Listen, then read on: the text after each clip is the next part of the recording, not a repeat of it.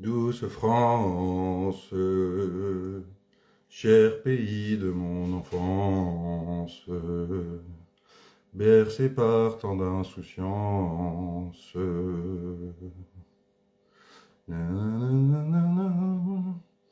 Allez, bonsoir à toutes et à tous. Je vais juste attendre quelques instants qu'il y ait quelques personnes qui arrivent sur ce direct.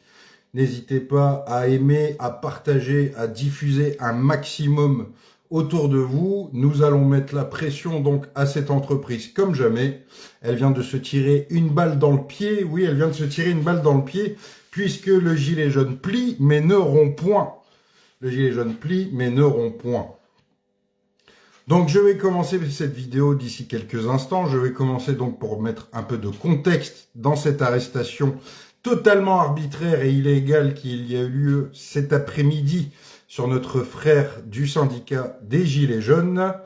Et je finirai par un petit message personnel et bien sûr au nom du syndicat des Gilets jaunes pour nos chers amis de BVH, donc BHV, enfin je sais plus, on s'en fout, et de les pseudo-policiers, oui, des gens, vous savez, ils ont un uniforme, c'est écrit police dessus, ils se prennent pour des policiers et dans la pratique se comportent comme des miliciens. Et je les mets pas tous dans le même sac, justement, je vais vraiment bien mettre les faits, rien que les faits, sur ce qui s'est passé. Alors évidemment, je n'y étais pas, donc je vais être assez global sur ce qui s'est passé. Mais je vais surtout adresser un message donc à cette entreprise.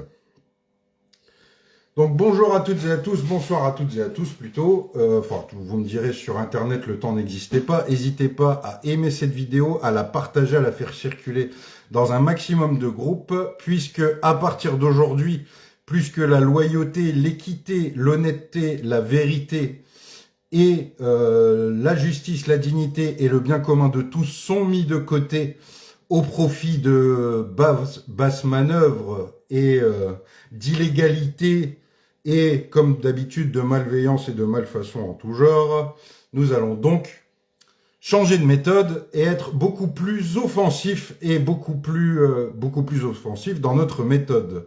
Donc aujourd'hui, nous avons un frère et une sœur du syndicat des Gilets jaunes qui étaient, comme d'habitude, puisque les Gilets jaunes de la première heure et ceux qui n'ont jamais rien lâché, nous sommes toujours au bon endroit, au bon moment. Que ce soit dans le milieu des entreprises, que ce soit dans le milieu social, que ce soit dans l'espace public, il y a toujours un gilet jaune qui traîne, syndicat Gigi ou pas d'ailleurs, hein. Il y a toujours un gilet jaune qui traîne, toujours au bon endroit, au bon moment, pour mettre en lumière ce qui doit être mis en lumière, ce qui n'est pas connu du grand public et qui se doit d'être mis en lumière, donc comme je le disais, auprès du grand public, et surtout pour faire valoir, comme d'habitude, le combat pour la justice, la dignité et le bien commun de tous. Donc cet après-midi, réunion on ne peut plus classique pour un syndicaliste, donc réunion protocole d'accord préélectoral dans une entreprise donc à Paris. Nos deux camarades s'y rendent en toute légalité, hein, puisque je rappelle que le syndicat des Gilets jaunes est un syndicat officiel, est un syndicat reconnu, qu'il a gagné je ne sais combien de procédures depuis son existence, qui connaît une progression fulgurante ces dernières années, un boom en termes d'adhésion, et oui, mais vous ne saurez pas combien nous sommes, un boom en termes d'adhésion, d'implantation dans les entreprises, des victoires en justice face aux plus grandes multinationales et autres centrales syndicales corrompues qui nous ont attaqués à de maintes reprises pour que nous ne puissions pas être présents justement dans ces réunions qui se tiennent à huis clos et où sont décidées et préétablies sans aucune, de manière complètement non loyale, non légale et de manière totalement corrompue, oui, je vais dire le terme, les conditions de travail des futurs salariés de ces entreprises et pour faire en sorte que les différentes représentations qui s'y trouvent soient toujours les mêmes et que les petites magouilles et les petits arrangements entre sociotraîtres, patronat et miliciens soient de mise et continuent à se perpétuer. Donc aujourd'hui, nos collègues se rendent tout simplement à cette entreprise pour négocier pour négocier cet accord, se poser autour d'une table et comme à notre habitude, on a l'habitude, les entreprises bien sûr ne reconnaissent pas l'existence du syndicat des Gilets jaunes, ils disent que nous n'existons pas, que nous ne sommes pas légaux, etc., nous invitent à quitter la pièce alors que nous avons tout à fait le droit de participer aux négociations, d'entendre ce qui se dit, de reprendre point par point ce qui est dans les accords.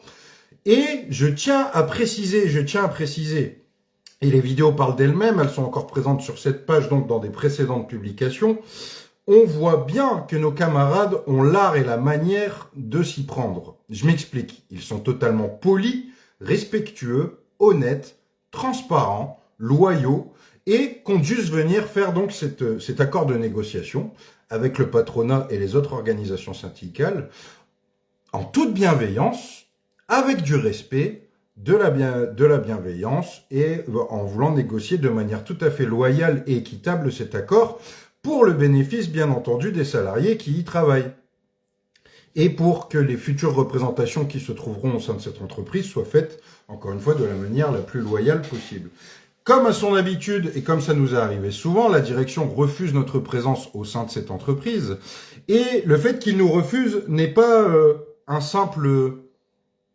Comment dire? Ce n'est pas juste le fait qu'ils ne croient pas que nous existons, leurs arguments sont totalement fallacieux et calomnieux, puisqu'en réalité, ils savent bel et bien que nous sommes aujourd'hui un syndicat parfaitement légalement constitué, qui est très bien organisé au niveau administratif, au niveau juridique, qui menant des actions, qui est incorruptible, qui est indépendant financièrement et qui fait tout, encore une fois, pour obtenir la justice, la dignité et le bien commun de tous et des salariés dans le monde des entreprises. Cela ne plaît pas évidemment au monde du patronat, cela ne plaît pas évidemment à certains, je ne vais pas tous les mettre dans le même sac, à certaines centrales syndicales qui ne veulent pas nous y voir présentes également. Et comme à son habitude, donc refuse de mener la réunion, nous ordonne de partir, ce que nous ne faisons pas, ce que mes camarades refusent de faire, et appelle la pseudo-police. J'appelle ça une pseudo-police, puisqu'une police est censée être au service, la force publique est constituée donc au bénéfice de l'ensemble de la population et non pas à la minorité à laquelle elle a été confiée. Hein. Donc là, on est bien dans ce cas de figure-là, donc on voit bien qu'il ne s'agit plus de police actuellement qui interviennent, mais bel et bien des miliciens dans une coalition oligarchique entre patrons, sociotraîtres, policiers, État, pouvoir public, enfin un blougi-boulga, une mafia cartélisée aujourd'hui en France, dans le monde des entreprises et un peu partout, qui ne veulent pas que des êtres humains qui veulent tout simplement faire valoir, je le dis et je le martèle, la justice, la dignité et le bien commun de tous, ne soient pas présents dans ces réunions à huis clos. Pourquoi ils ne veulent pas qu'on y soit? Pourquoi ils ne veulent pas qu'on y soit? Puisque, évidemment, ils déterminent et ils dessinent les règles du jeu depuis de nombreuses décennies maintenant. Dans le monde des entreprises, avec la complaisance, le soutien ou le silence complice, comme je le disais, des partenaires sociaux. Hein, les termes ont bien un sens. Hein. Un partenaire social, forcément, il est plus là pour s'opposer ou pour revendiquer quoi que ce soit. C'est un partenaire, c'est un accompagnateur du patronat dans ce qu'il souhaite mettre en place. Nous ne sommes pas des partenaires sociaux, nous ne sommes pas subventionnés ni par l'État, ni par l'Union européenne, ni par les entreprises. Nous sommes totalement indépendants financièrement, nous sommes incorruptibles, nous avons des mandats impératifs, donc révocables, auprès de nos syndicalistes pour se prémunir de toute affaire de corruption, et donc forcément avec un socle comme celui-là, dont nous sommes les seuls possesseurs actuellement dans le paysage social en France, bien évidemment, on ne veut pas nous voir dans beaucoup de réunions. Donc cette entreprise, BHV, s'est permis d'appeler la police, chose qui n'est pas forcément surprenante, ça nous est déjà arrivé beaucoup de fois, à la différence qu'aujourd'hui, c'est qu'on a franchi un cap, c'est que habituellement, les policiers, on les renvoyait dans les cordes, on les envoyait dans les cordes avec des arguments et des documents et des textes parfaitement légaux, en leur expliquant qu'ils n'avaient rien à faire ici, qu'ils n'ont pas à contrôler notre identité, qu'ils n'ont pas à nous demander de sortir. Et encore pire, aujourd'hui, notre camarade, alors qu'il a tout fait avec l'art et la manière et dans la stricte légalité de son exercice de syndicaliste, tout ce qu'il fallait, a été embarqué donc par les pseudo-policiers à Paris. Je tiens à préciser que sur cette arrestation, 2 policières étaient parfaitement exemplaires, selon les termes de mon frère de combat, et que 2 autres se sont comportés comme des miliciens, justement. Dont un qui a cherché à cacher son Rio, dont un qui a pris le téléphone portable de mon frère en toute illégalité. Ils ont roulé à sirène hurlante à fond dans la capitale à plus de 100 km/h, donc il faut se rendre compte aussi des dangers publics que représentent ces gens qui se prennent et qui se font passer pour des policiers. Et ce sont des véritables dangers publics qui traversent la capitale sirène hurlante à presque 100 km/h et qui pourraient faucher des piétons, comme on a pu le voir d'ailleurs dernièrement dans une affaire, une fois de plus, sordide concernant ces individus. Donc, interpellation abusive, arrestation, sirène hurlante, on cache son Rio, on prend son téléphone, etc. Tout ça pourquoi?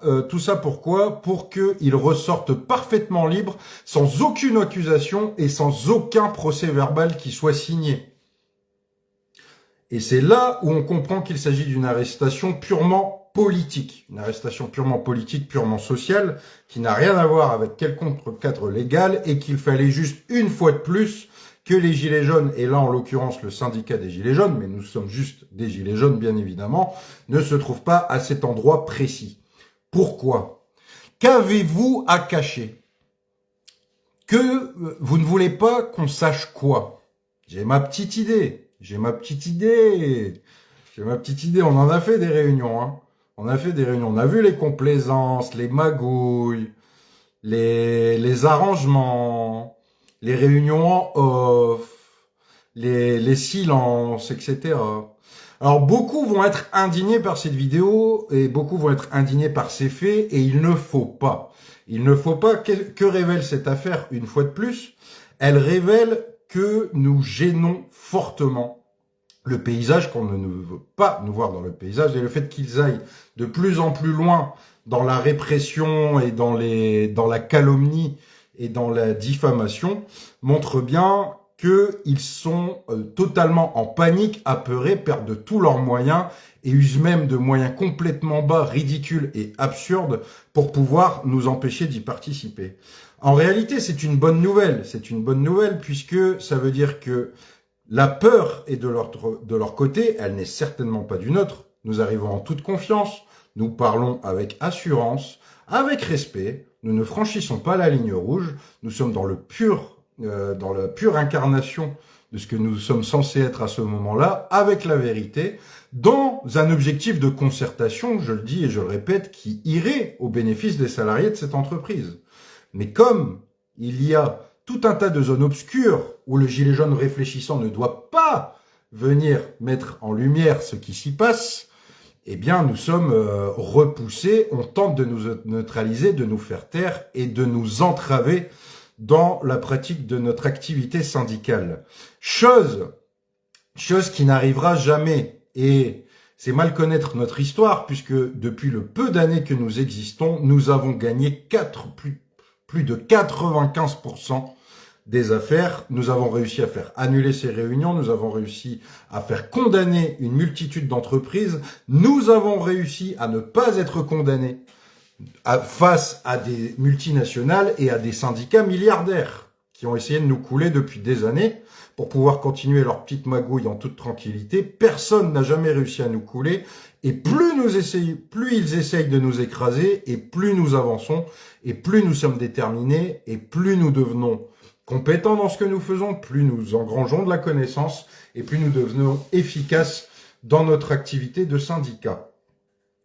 Je tiens à préciser aussi, oui, je ne l'ai pas précisé, que un des prétextes fallacieux qui a été utilisé, c'est le fait qu'il y aurait eu des propos racistes de la part de notre camarade. Je tiens à rappeler que le syndicat des Gilets jaunes est composé d'une immense diversité d'êtres humains et de citoyens, qu'il combat ardemment contre toute forme de discrimination en entreprise et même dans l'espace public au quotidien, que nous sommes vraiment donc, comme je le disais, et j'ai même pas besoin de nous justifier, les faits parlent pour nous, mais c'est juste pour démontrer encore une fois à quel point cet argument est fallacieux.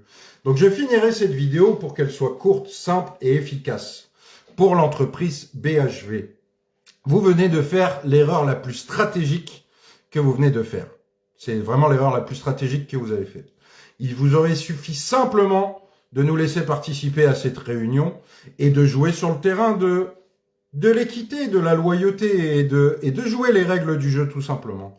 En vous y prenant de la sorte, vous pouvez être sûr, on ne va pas vous lâcher. On ne va plus vous lâcher. C'était une réunion ordinaire pour nous, maintenant vous êtes devenu une de nos priorités. On va faire des actions contre cette entreprise, vous pouvez être sûr que vous nous reverrez lors de toutes les prochaines réunions, que cette fois-ci, vous ne pourrez plus rien faire contre nous puisqu'on aura pris les mesures administratives et juridiques nécessaires pour que ça puisse se faire.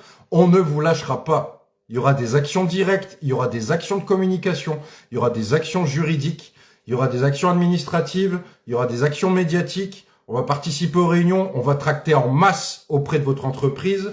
On ne va pas vous lâcher.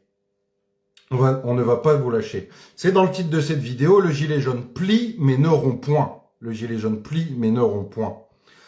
Tous les coups qu'on a pris avant même la création de ce syndicat depuis 2018, qu'ils soient physiques, qu'ils soient psychologiques, qu'ils soient financiers, qu'ils soient administratifs, qu'ils soient psychiques, qu'ils soient de n'importe quel ordre que ce soit, aujourd'hui nous sommes encore là.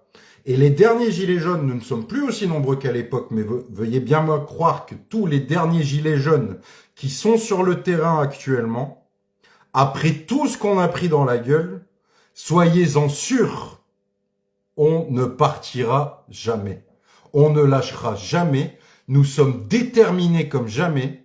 Et toute attaque contre nous, c'est l'hydre de Lerne. Plus vous allez vouloir nous taper dessus, plus on va grandir, plus on sera efficace et plus on fera mouche. Pourquoi ? Parce que les mots qui sortent de notre bouche ne sont que vérité. Parce que nous sommes honnêtes, parce que nous sommes indépendants, parce que nous sommes incorruptibles et parce que la seule chose qui nous anime, c'est le combat pour la justice, la dignité et le bien commun de tous. Et nous n'avons aucun intérêt ni corporatiste, ni financier, ni politique, ni de quoi que ce soit à mener le combat que nous faisons. Si nous le faisons, c'est pour l'ensemble de nos concitoyens et pour l'ensemble des êtres humains qui sont dans cette nation. Et même au-delà. C'est un combat qui dépasse, qui transcende largement même ce dont je suis en train de parler. Et donc nous ne lâcherons rien, nous resterons droits et vous pourrez nous arrêter tant que vous voulez. Vous pourrez nous amender tant que vous voulez. Vous pourrez nous maltraiter tant que vous voulez. Avec tout ce qu'on a vécu ces dernières années, vous ne pourrez plus nous plier.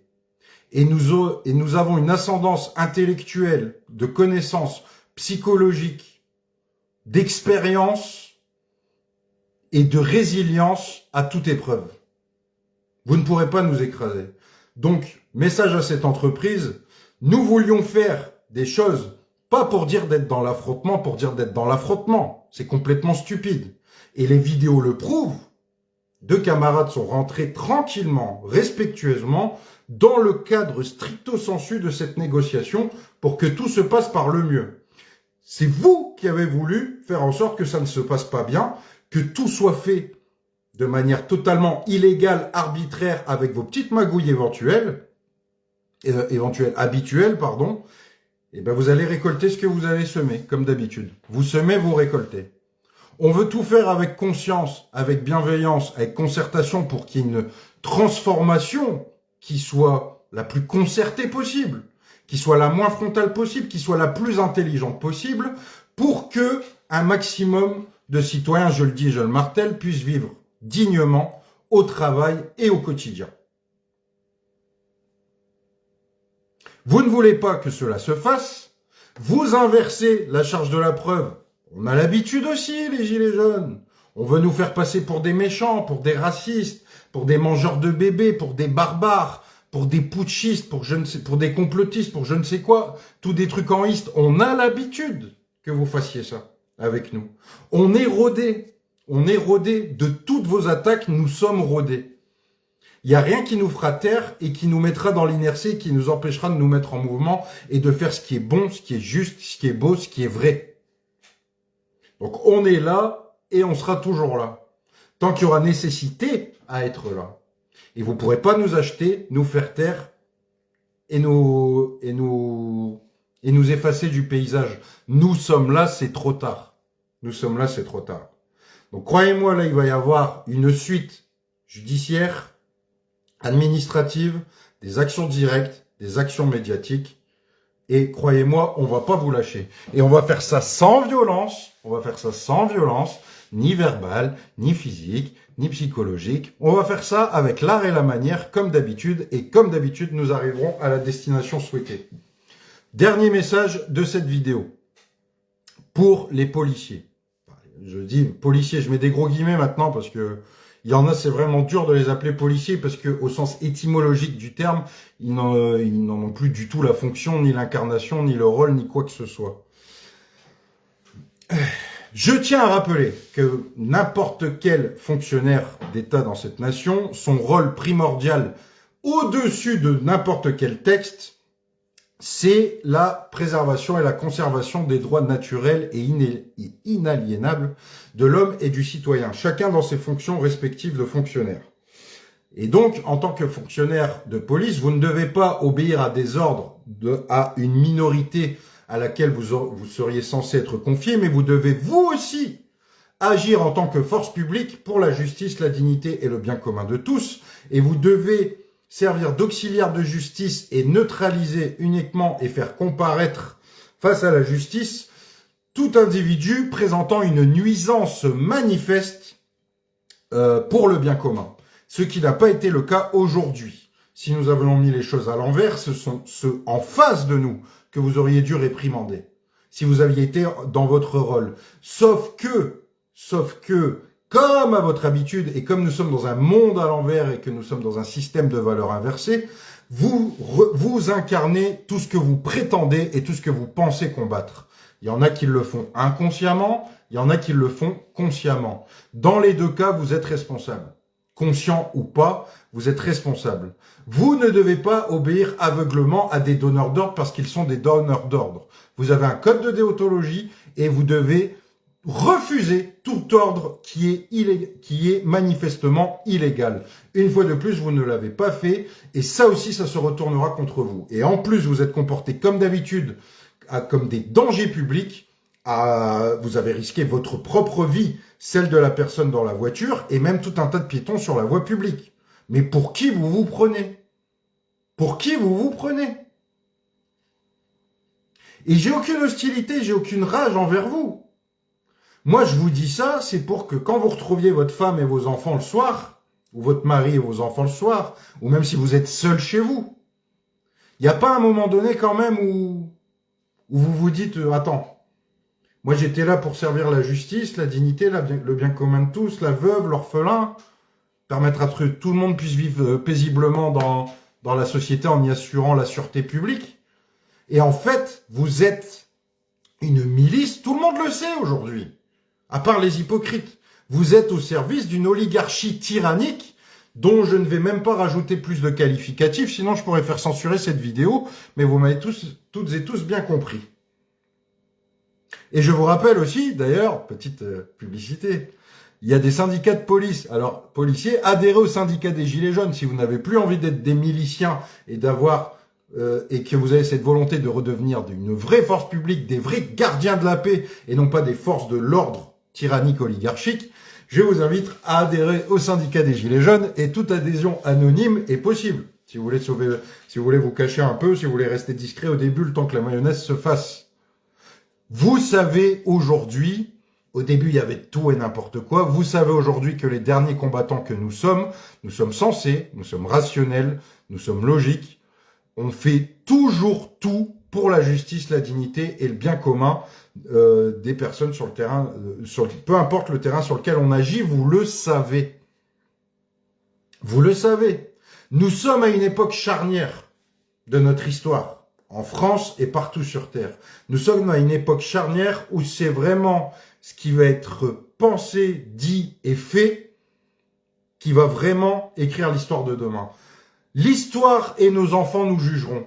Je vous laisse méditer là-dessus. C'était Chris Momo pour le syndicat des Gilets jaunes. BHV, on va pas vous lâcher. Ça, c'était que la première pierre d'un grand mur, d'un grand dernier rempart qu'on va forger contre cette oligarchie en entreprise, dans les pouvoirs publics, dans tous les milieux. On est là, on lâche rien. Aou!